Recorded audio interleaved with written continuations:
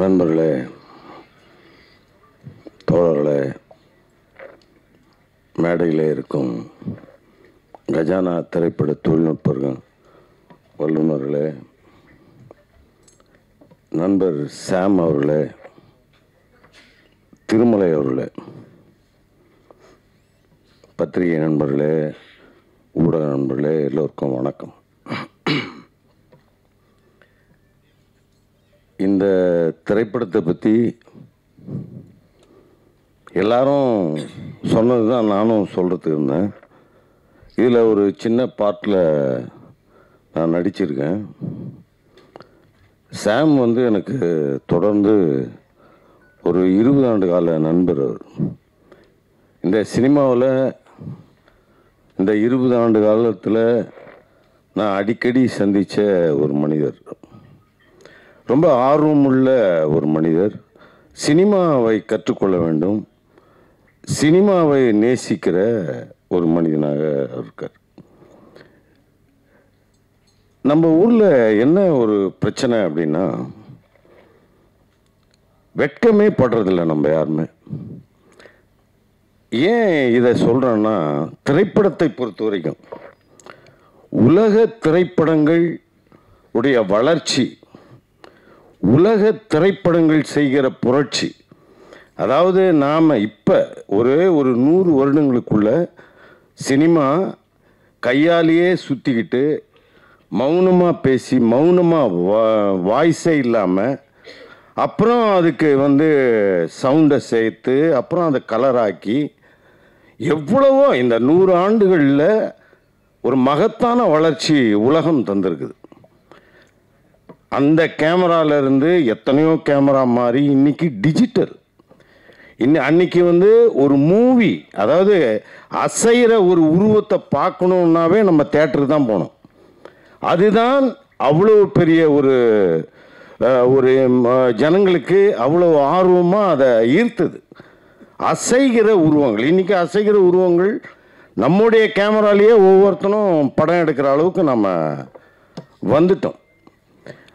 இப்போ இவ்வளோ வளர்ச்சி, முன்ன ஒரு சின்ன ஒரு ஃபுட்டேஜ் வேணும்னா அதை நான் ஃபிலிம் எடுக்கணும், அதை டெவலப் பண்ணணும், அதை பிரிண்ட்டு போடணும், சவுண்டு தனியாக எடுக்கணும், சவுண்டை மேட்ச் பண்ணணும், அப்புறம் தான் அதை நான் ஒரு சின்ன ஃபுட்டேஜை வெளியிட முடியும். இன்றைக்கி நம்முடைய செல்ஃபோன்லேயே பேசி ஒரு ஃபுட்டேஜை ரிலீஸ் பண்ணலாம். இன்றைக்கி சினிமாவில் அதே மாதிரி நிறைய சிஜியிலேருந்து இன்றைக்கி அடுத்த கட்டத்துக்கு வளர்ந்துருக்கோம். இவ்வளவு வளர்ச்சியையும் நாம் பயன்படுத்துகிறோமா அப்படின்னு பார்த்தீங்கன்னா, நாம் இவ்வளவு கண்டுபிடிப்புகள்லையும் உலகம் முழுக்க இருக்கிற எல்லா உலக நாடுகளும் கலந்துருக்கு. இதில் ஒரு விஷயம், ஒன்று சைனாக்காரன் கண்டுபிடிச்சிருப்பான், ஒன்று ஜெர்மன்காரன் கண்டுபிடிச்சிருப்பான், ஒன்று அமெரிக்காக்காரன் கண்டுபிடிச்சிருப்பான், ஒன்று லண்டன்காரன் கண்டுபிடிச்சிருப்பான். ஆனால் இந்த கண்டுபிடிப்பில் நாம் எங்கேயுமே உள்ள போல, வெறுமனே அவன் என்ன கண்டுபிடிக்கிறானோ அதை நாம் ஏதோ செய்கிறது, அறகுறையாக செய்ய வேண்டியது, அப்புறம் கடவுளை கும்பிட வேண்டியது. இந்த படம் வெற்றி பெற கடவுளை நான் பிரார்த்திக்கிறேன் அப்படிங்கிற இந்த பழக்கம். நம்மளும் அதிகமாக சினிமாவை செய்கிறவர்கள் நாம் தான். அதிகமான சினிமாக்களை உலகத்திலேயே இந்தியா தான் உருவாக்குது.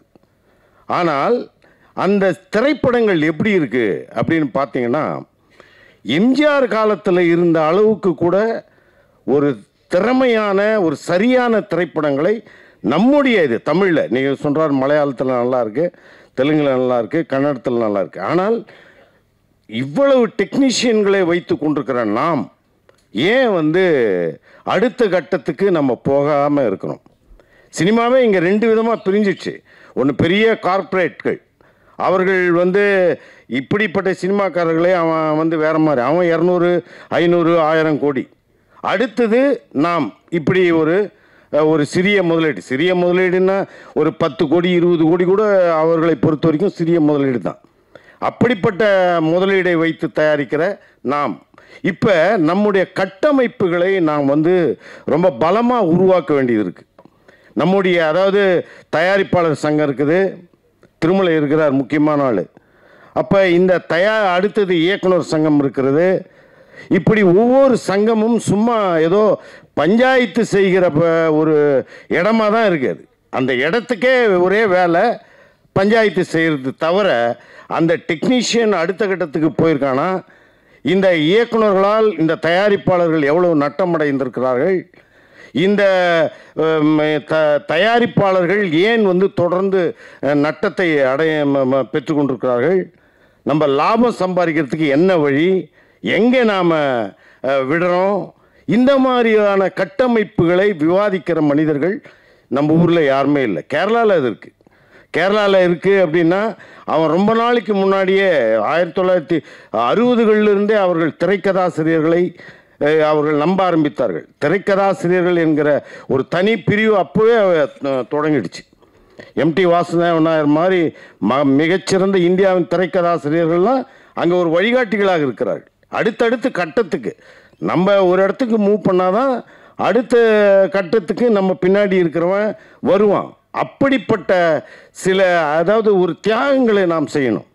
எப்போவுமே ஒரு யூனியனுங்கிறது கட்ட பஞ்சாயத்து பண்ணுறதும், அங்கே யார் தலைவனாக வரணும் அப்படிங்கிறத போட்டியும், அவன் தலைவனாக வந்துட்டான்னா அந்த தலைமை பதவியை அவன் பிடிச்சிக்கிறதும், இப்படிப்பட்ட ஒரு வேலை தான் இங்கே இருக்குது. அடுத்தடுத்து டெக்னீஷியன்களை நம்ம ஊரில் கேட்டிங்கன்னா நடிக்கவே தெரியாத நடிகனே, கதாநாயகர்களுக்கே 90% பேருக்கு நடிக்க தெரியாது. வர்றவன் ஏன் நம்ம ஊர் ப்ராடக்ட் அந்த மாதிரி ஒரு பெரிய படமாக வரமாட்டேங்குது அப்படின்னா, நமக்கு சுத்தமாக எந்த ஆக்டர்ஸே கிடையாது. ஹீரோங்க எப்படின்னா சைடு ஆக்டர் எப்படி நடிப்பான்னு நடிச்சு பாருங்க.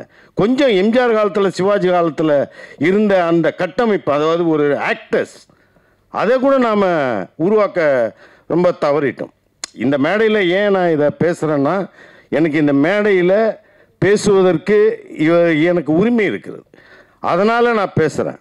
அதனால் இப்படிப்பட்ட சினிமாக்கள் நீங்கள் இப்போ நம்ம சாமை பார்த்தீங்கன்னா அவர் நிறைய படம் எடுத்திருக்காரு. ஆர்வத்தில் ஏதோ ஒரு ஈழ போராட்டம்னா அதுக்கு ஒரு படம் எடுப்பார். எப்படின்னா ஒரு படம், அதாவது அவர் சினிமாவை ரசித்ததனால், இங்கே இருக்கிற கருத்தை, அதாவது இங்கே இருக்கிற போராட்டங்களை அவர் ஆதரித்ததனால் அப்படிப்பட்ட திரைப்படங்களை எடுக்கணும் அப்படின்னு. அப்போ கஜானா என்ற திரைப்படத்தில் அவர் இயக்குனர் ஆனதுக்கு என்ன காரணம்னா, அவர் சொல்வதை இயக்குனர்களால் எடுக்க முடியவில்லை. இல்லைன்னா அதை தவறாக எடுத்துடுறான். அப்படிப்பட்ட பல முயற்சிகளை அவர் செஞ்சுருக்காரு.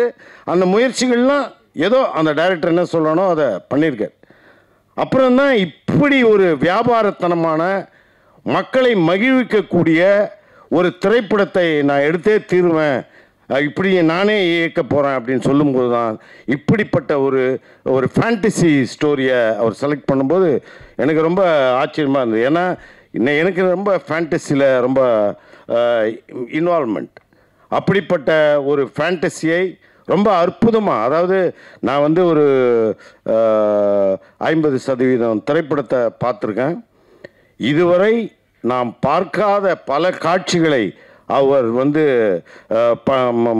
ஆடியன்ஸுக்கு தரணும்னு ஃபீல் பண்ணுறாரு. இது வரைக்கும் வெறும் கற்பனையிலே இருந்த பல விஷயங்களை இந்த திரைப்படத்தில் அவர் நிஜத்துக்கு கொண்டு வரணும்னு முயற்சித்திருக்கார். அந்த முயற்சி பெருமளவில் வெற்றி பெற்றிருக்கிறது. இப்படிப்பட்ட திரைப்படங்களை நாம் வரவேற்று, இப்போ சாம் அவர்கள் அடுத்தடுத்த கட்டத்துக்கு உலகத்தரமான திரைப்படங்களை அவர் நிச்சயம் எடுப்பார். அப்படிப்பட்ட சாம் அவர்களுக்கு மிக துணையாக இருக்கிற நம்முடைய திருமலை அவர்களுக்கு என்னுடைய நன்றி. அனைவருக்கும் நன்றி. வணக்கம்.